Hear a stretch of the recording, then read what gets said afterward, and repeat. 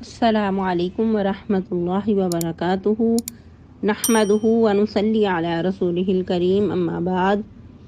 امید کرتے ہیں آپ تمام سسٹرز ہر عافیت سے ہوں گی اور ایمان کی بہترین حالت میں ہوں گی۔ اللہ رب العزت سے دعا ہے آپ کی طرف ہر بڑے والا شر خیر بدل دے، آمین۔ پیاری سسٹرز، ہم لوگ سورۃ الاعراف آیت نمبر 183 تک تفسیر اور آیت نمبر 186 تک ٹرانسلیشن کر چکے تھے۔ آج کا لیسن مزید ٹرانسلیشن کا نہیں ہوگا اور آیت مبارکہ 184 سے تفسیر کا لیسن سٹارٹ کریں گے۔ رب اشرح لی صدری ویسر لی امری واحلل عقدۃ من لسانی یفقہوا قولی اللہم بارک لنا فی اوقاتنا اللہم فقہنا فی الدین اللہم انی اسألک الہدی والتقی والعفاف والغنی اللہم الہمنی رشدی وَأَعِذْنِي مِن شَرِّ نَفْسِي أَعُوذُ بِاللَّهِ مِنَ الشَّيْطَانِ الرَّجِيمِ بسم اللہ الرحمن الرحیم۔ اولم يتفکروا ما بصاحبهم من جنہ ان هو الا نذیر مبین۔ تفسیر۔ جیسا کہ اللہ سبحانہ و تعالیٰ کا بہت ہی پیارا خوبصورت انداز ہے کہ اللہ سبحانہ و تعالیٰ اپنے پیارے حبیب محمد رسول اللہ صلی اللہ علیہ وسلم کو وقتاً فوقتاً تسلیاں دیتے ہیں کہ جس مشن پہ وہ گامزن ہیں اس کو بہت اچھے سے نبھاتے چلے جائیں اور لوگوں کی باتوں کی پرواہ نہ کریں، اور ان کا ستانا، ان کا اذیتیں دینا تو اس کی تردید بھی مقصود ہوا کرتا تھا کہ لوگوں کو اپنی ہی منہ کی کھانی پڑے کہ وہ کس روش پہ چل رہے ہیں۔ میرے جو پیغمبر ہیں وہ ایسے نہیں ہیں، ان کو اللہ سبحانہ و تعالیٰ مزید بلند مقامات پہ پہنچانا چاہتے تھے۔ تو ایسا ہی خوبصورت انداز اس آیت مبارکہ میں بھی ہے۔ اولم یتفکروا، یہ الفاظ کہہ کر گویا کہ ان کی عقلوں کو جھنجھوڑا جا رہا ہے کہ کیا تم نے غور و فکر نہیں کیا؟ ویسے تو تم بہت سمجھدار دکھائی دیتے ہو، خود کو بہت سمجھدار کہلاتے ہو، بیت اللہ کے متولی کہلاتے ہو، لیکن تمہیں اس بات کی سمجھ آج تک نہیں آئی؟ کیا تم نے اس بات پہ غور و فکر نہیں کیا کہ تمہارے جو ساتھی ہیں، جو تمہارے اندر ہی رہے اور اتنے سالوں تمہارے ساتھ ہی ان کا اٹھنا بیٹھنا اور تم ان کو دیکھتے آ رہے ہو اور پھر صادق الامین بھی کہتے ہو، تو آج تک انہوں نے ایسی تمہارے ساتھ کوئی غداری نہیں کی، کوئی جھوٹ نہیں بولا، تو یہ کیسے ہو سکتا ہے کہ ان کو کوئی ایسی دیوانگی ہو کہ جو پیغامات وہ لے کر آئے ہیں اس میں کچھ بھی ایسی بات ہو کہ جو تمہارے نزدیک وہ قابل قبول نہ ہو؟ وہ ایسے پیغامات ہیں کہ جن کے اندر دیوانگی کا شائبہ تک نہیں ہے۔ ایک جو فارغ العقل شخص ہو سکتا ہے وہ ایسی خوبصورت باتیں نہیں کر سکتا۔ جو مجنون شخص، دیوانہ شخص ہوتا ہے وہ بہکی باتیں کرتا ہے۔ تو تم لوگوں نے نبی صلی اللہ علیہ وسلم کو دیکھا نہیں کہ اتنے سالوں تمہارے اندر رہے تو ایسا ایک بھی جملہ نہیں کہا کہ جو ان کی عقل پہ انسان کو کچھ شک گزرے۔ یہی موضوع اللہ سبحانہ و تعالیٰ قرآن مجید کے اور بھی بہت سارے مقامات پہ ارشاد فرماتے ہیں۔ ادھر بھی ساتھ ہی فرما دیا ان ہوا الا نذیر مبین، وہ نبی، وہ پیغمبر کیا ہیں سوائے اس کے کہ وہ کھلم کھلا آگاہ کرنے والے ہیں، تمہیں عذاب علیم سے ڈرانے والے ہیں۔ جو آئندہ کے حالات پیش آنے والے ہیں ان کی پیشین گوئیاں وہ فرماتے ہیں اللہ کے حکم سے، نہیں ہیں وہ مگر کھلم کھلا آگاہ کرنے والے، یعنی کہ اللہ کے عذابات سے آگاہ کرنے والے، اور جو باقی معاملات ہیں عذابات کے علاوہ جو جنت کی خوشخبریاں ہیں وہ بھی دینے والے ہیں۔ ایک اور مقام پہ اللہ سبحانہ و تعالیٰ اپنے پیارے حبیب صلی اللہ علیہ وسلم کی زبانی کہلاتے ہیں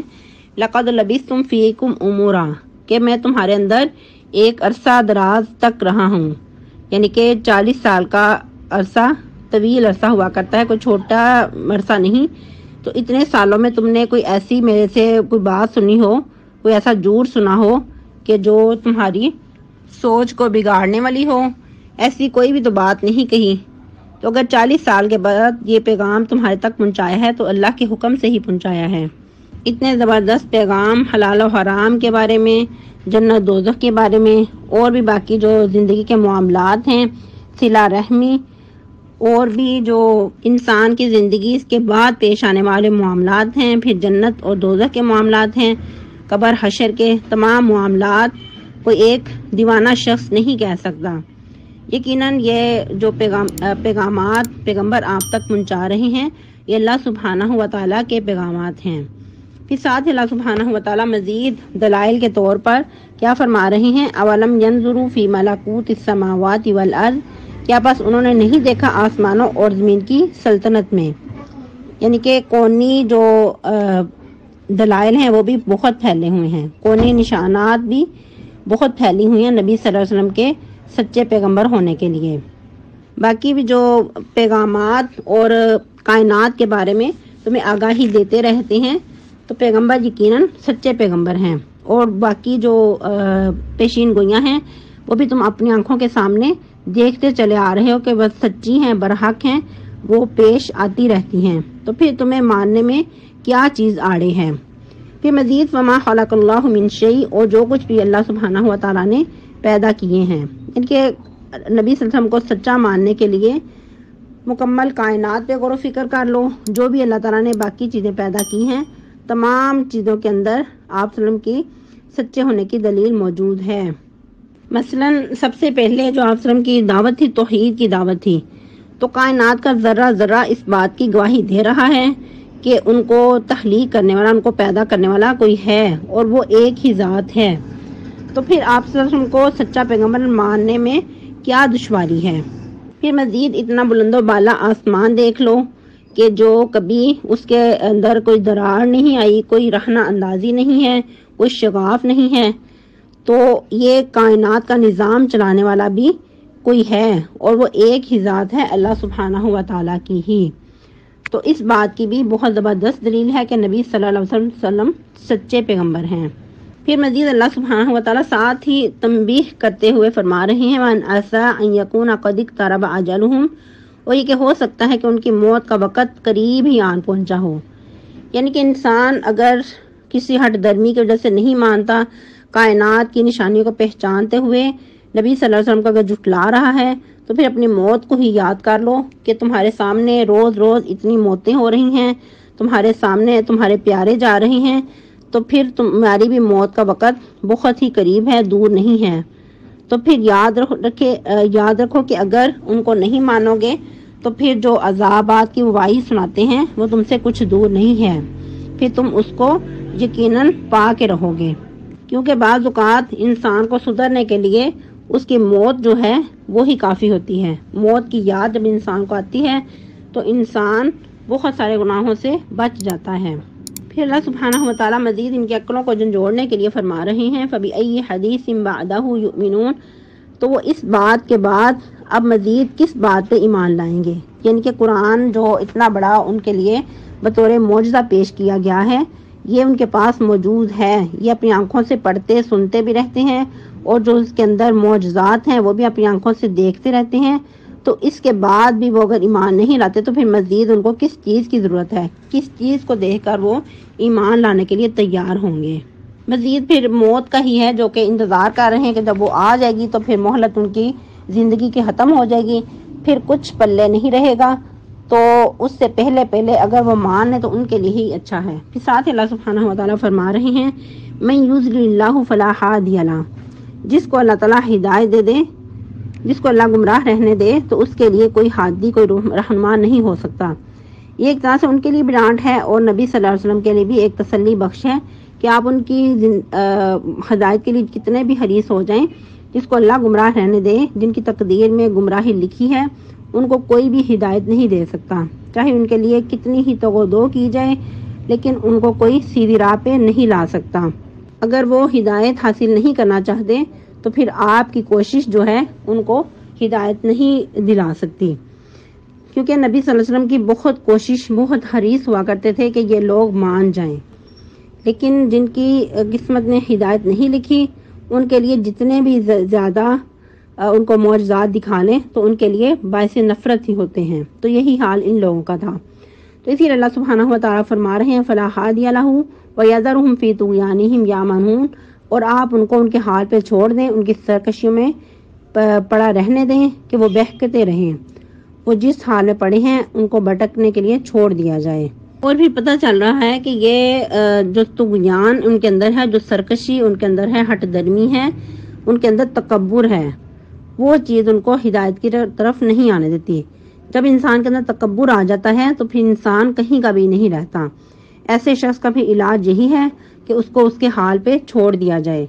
کیونکہ تکبر ایسی چیز ہے کہ جو انسان کو گمراہیوں کی دلدل میں پھینک دیتا ہے، جیسا کہ ابلیس نے بھی کیا تھا۔ وہ تکبر کا شکار ہوا تو اللہ کی رحمت سے دور ہو گیا، اللہ کی نظروں میں ملعون قرار پایا۔ تو جو شخص جس کے اندر یہی صفت ابلیسی ہو تو پھر وہ ہدایت کی طرف نہیں آ سکتا۔ اس کا علاج بھی یہی ہے کہ اس کو اس کے حال پہ بھٹکنے کے لیے چھوڑ دیا جائے۔ اللہ سبحانہ و تعالیٰ خود ہی ان کے ساتھ جو چاہے معاملہ کریں، اور یہی چیزیں ان کے اندر تھی۔ مشرکین مکہ کے اندر بھی وہ خود کو بیت اللہ کے متولی کہتے، خود کو بڑا سمجھتے کہ ہمارے جیسے تو کوئی ہے تو ہمارے سامنے آئے، اور کہیں کہتے کہ ہم لوگ بڑے سردار ہیں، بڑے سرداروں کی اولاد ہیں، تو ہم جیسا تو کوئی دنیا پہ نہیں ہے۔ اگر یہود و نصارہ کو لگائیں تو ان کا بھی یہی کہنا تھا کہ ہم تو بہت یعنی کہ پیغمبروں کی اولاد ہیں اور ہمارے اندر کتابیں نازل ہوئیں وغیرہ وغیرہ۔ تو یہ چیزیں ان کو ہدایت کی طرف نہیں آنے دیتی تھیں، اور کہیں پھر وہ یہود و نصارہ تعصب کا بھی شکار ہو چکے تھے کہ ہمارے اندر سے پیغمبر آنے چاہیے تھے، یہ بنی اسماعیل میں سے کیوں آ گئے ہیں۔ تو اسی لیے اللہ سبحانہ و تعالیٰ فرما رہے ہیں کہ وہ اپنی سرکشی میں بہکتے رہیں، ان کو ان کے حال پہ ہی چھوڑ دیا جائے۔ پھر مزید اللہ سبحانہ و تعالیٰ ان کی ایک اور روش کا ذکر کر رہے ہیں، یسألونک عن الساعۃ ایان مرساہا۔ ان لوگوں کا تو بس ایک ہی کام ہے، بار بار تم سے قیامت کے بارے میں پوچھتے ہیں کہ جس قیامت کی تم وعید ہمیں سناتے ہو وہ وقوع کب ہوگی، اس کے وقوع پذیر ہونے میں کتنی دیر ہے۔ یہ تم سے اس طرح بار بار پوچھتے ہیں کہ گویا کہ اس کے لیے انہوں نے خوب اچھی طرح تیاری کر رکھی ہے۔ یسألونک عن الساعۃ ایان مرساہا، آپ سے قیامت کے بارے میں پوچھتے ہیں کہ کب وہ وقوع ہوگی، کب اس کو واقعہ ہونا ہے۔ قل انما علمھا عند ربی، آپ فرما دیجئے دو ٹوک، بے شک اس کا علم میرے رب کے نزدیک ہے۔ یاد رہے کہ یہ ایسا مخفی علم ہے جس کے بارے میں اللہ سبحانہ و تعالیٰ نے کسی کو بھی آگاہی نہیں دی، نہ کسی انبیاء کو، انبیاء میں سے کسی کو، نہ فرشتے کو، نہ کسی جن کو، نہ کسی انسان کو۔ اس کا علم اللہ ہی کو ہے۔ اور یاد رہے کہ امتحان بھی اسی چیز کا ہے۔ اگر اللہ سبحانہ و تعالیٰ قیامت کے بارے میں کسی کو بتا دیتے تو پھر امتحان کس چیز کا رہ جاتا۔ اگر موت کے بارے میں بتا دیا جاتا تو پھر انسان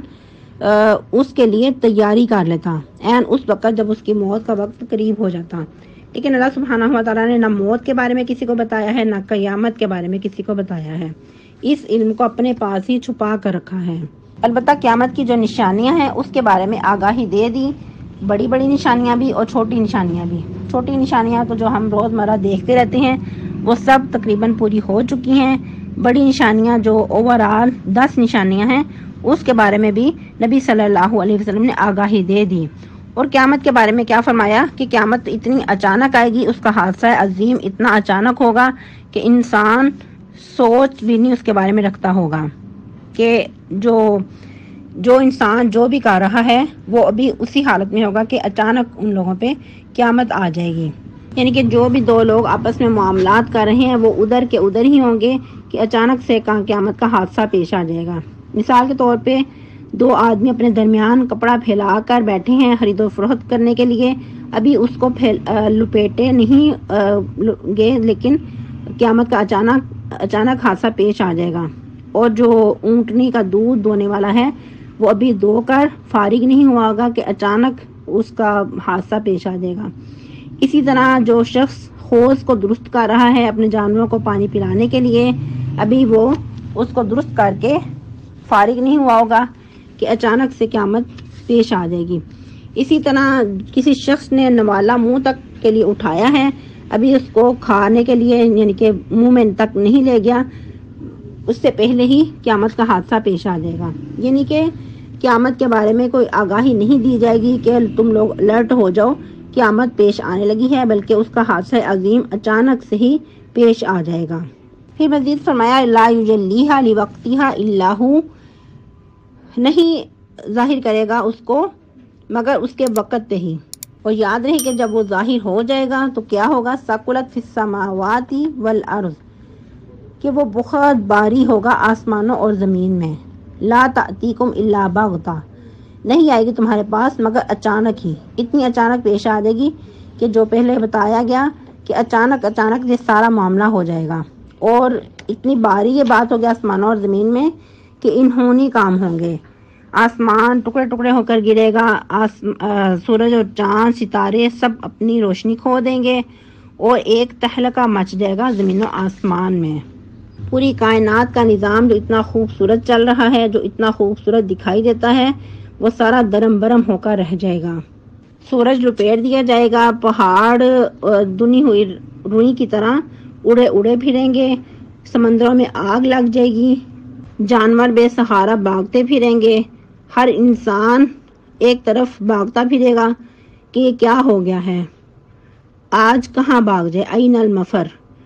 تو اللہ سبحانہ و تعالیٰ اسی کے جواب میں فرما رہے ہیں، کلا لا وزر، کہیں بھاگنے کی جگہ نہیں ہے، الی ربک یومئذ المستقر، آج تمہیں اپنے رب کی طرف ہی ٹھکانہ ملنے والا ہے۔ نبی صلی اللہ علیہ وسلم نے قیامت کے بارے میں جو چھوٹی چھوٹی نشانیاں بتائیں، جو چھوٹی چھوٹی پیشین گوئیاں بتائیں، وہ تقریباً سب پوری ہوتی نظر آ رہی ہیں، اور اس کے بارے میں جو 10 نشانیاں بڑی بتائی ہیں علامات قیامت، وہ آپ لوگوں نے خود ریسرچ کر کے بتانا ہے، 10 نشانیاں ہیں، اور یاد رہے کہ کہا جاتا ہے کہ وہ بھی اس طرح اچانک سے ایک کے بعد ایک پیش آتی چلی جائیں گی، ایسا نہیں کہ ایک نظر آئی پھر بہت عرصے بعد دوسری، ایسا نہیں، وہ جو 10 نشانیاں ہیں وہ ایک کے بعد ایک فوراً پیش آتی جائیں گی۔ اللہ اکبر کبیرہ۔ اللہ سبحانہ و تعالیٰ ایک اور مقام پہ فرماتے ہیں کہ یہ لوگ قیامت کے بارے میں جلدی کرتے ہیں، لیکن جو مومنین ہیں وہ اس کے بارے میں بہت ڈرتے ہیں، اور ان کو یہ بھی پتا ہے کہ قیامت کا حادثہ برحق ہے، پیش آ کر ہی رہے گا، تو اس کے بارے میں انسان کو یقین تو ہونا چاہیے، لیکن اس کے بارے میں ڈرنا بھی چاہیے، اور جو شخص نڈرا ہوتا ہے یقیناً وہی اس کے بارے میں جلدی مناتا ہے، جلدی مانگتا ہے، جیسا کہ مشرکین مکہ بار بار کہتے تھے، ٹھیک ہے اگر تم قیامت کے بارے میں ڈراتے ہو تو پھر اس گھڑی کو لے آؤ ہمارے سامنے، جیسا کہ اللہ سبحانہ و تعالیٰ سورہ نبا کے 20 سٹار میں فرماتے ہیں، عما یتساءلون عن النبأ العظیم الذی ھم فیہ مختلفون، کہ یہ لوگ کس چیز کی نسبت جلدی مچا رہے ہیں، کیا اس بڑی خبر کی نسبت جس سے وہ غافل ہو رہے ہیں، جس میں وہ اختلافات کر رہے ہیں۔ تو اسی آیت مبارکہ میں مزید اللہ سبحانہ و تعالیٰ فرما رہے ہیں، یسألونک کأنک حفی عنہا، اے نبی آپ سے اس طرح یہ سوال کرتے ہیں گویا کہ آپ اس کے جو چھپا ہوا ہے اس کے بارے میں بہت اچھی طرح آگاہی رکھتے ہیں، یعنی کہ خفی کہ جو بہت مخفی چیز ہے اس کے بارے میں بار بار ریسرچ کر کے آگاہی حاصل کر لینا، یعنی کہ آپ سے اس طرح قیامت کے بارے میں پوچھتے ہیں گویا کہ آپ نے اس کے علم پہ مکمل ادراک حاصل کر لیا ہو، حالانکہ آپ صلی اللہ علیہ وسلم کو بھی اس کے بارے میں کوئی آگاہی نہیں تھی، کوئی اس کے بارے میں پتہ نہیں تھا، جیسا کہ پہلے بھی بتایا گیا کہ اس علم کو اللہ سبحانہ و تعالیٰ نے اپنے پاس ہی چھپا کر رکھا ہے، تو اسی لیے اللہ سبحانہ و تعالیٰ ان کے جواب میں فرما رہے ہیں، قل انما علمها عند اللہ، اے نبی آپ فرما دیجئے بے شک اس کا علم اللہ ہی کے پاس ہے، ولکن اکثر الناس لا یعلمون، لیکن اکثر لوگ اس بات کے بارے میں علم ہی نہیں رکھتے، لوگوں کو تو بس یہ ہے کہ شاید نبی صلی اللہ علیہ وسلم عالم الغیب ہیں اور آپ وسلم کو ہر بات کے بارے میں علم ہے، یاد رہے کہ جتنا علم اللہ سبحانہ و تعالیٰ نے نبی صلی اللہ علیہ وسلم کو بتا دیا اس سے بڑھ کر آپ صلی اللہ علیہ وسلم کچھ بھی نہیں جانتے، جو پہلے لوگوں کے واقعات تھے، جو پہلی امتوں کے واقعات تھے، جتنے اللہ سبحانہ و تعالیٰ نے نبی صلی اللہ علیہ وسلم کو بتا دیے بذریعہ وحی، اتنے ہی آپ صلی اللہ علیہ وسلم جانتے تھے، اس سے بڑھ کر کچھ بھی آپ صلی اللہ علیہ وسلم کو نہیں پتا کہ پہلے کیا ہو چکا ہے یا آئندہ قیامت تک کے لیے کیا ہونے والا ہے۔ آج کے لیے اتنے کافی ہے، آپ لوگوں کو جو ہوم ورک دیا گیا ہے کہ علامات قیامت 10 وہ آپ نے بتانی ہے، تو ضرور یہ ہوم ورک کرنا ہے، جو آپ کو ہوم ورک دیا جائے لازمی کیا کریں۔ پہلے لیسن میں بھی آپ کو کہا گیا تھا کہ دعائیں آپ نے سنانی ہیں یاد کر کے، تو 1-2 بہنوں کے علاوہ باقی کسی نے بھی کوئی دعا نہیں سنائی، تو یہ بہت غلط بات ہے، آپ کے فائدے کے لیے ہی آپ لوگوں کو ہوم ورک دیا جاتا ہے۔ لیسن بھی بہت شارٹ تھا لیکن آپ لوگوں نے اس سے ناجائز فائدہ اٹھاتے ہوئے اس کو مزید اسکپ کر دیا اور دعائیں نہیں سنائیں۔ اللہ سبحانہ و تعالی ہم سب کا حامی و ناصر ہو۔ سبحانک اللہم ربنا و بحمدک نشہد ان لا الہ الا انت نستغفرک و نتوب الیک۔ اور اس کے علاوہ جو شوال کے روزے ہیں اگر آپ لوگوں نے رکھ لیے تو الحمدللہ، اگر نہیں ابھی رکھنے سٹارٹ کیے تو ابھی رکھنے شروع کر دیں، ابھی بھی بہت سارے ڈیز باقی ہیں، الحمدللہ آرام سے انسان رکھ سکتا ہے۔ لیکن یاد رہے کہ آدھا مہینہ گزر چکا ہے، اگر ان دنوں کا پتہ نہیں چلا تو مزید باقی دن بھی گزرتے پتہ نہیں چلے گا۔ تو کوشش کے ساتھ یہ شوال کے 6 روزے رکھ لیں، ابھی موسم بھی اچھا ہے تو آسانی کے ساتھ رکھے جا سکتے ہیں۔ السلام علیکم ورحمۃ اللہ۔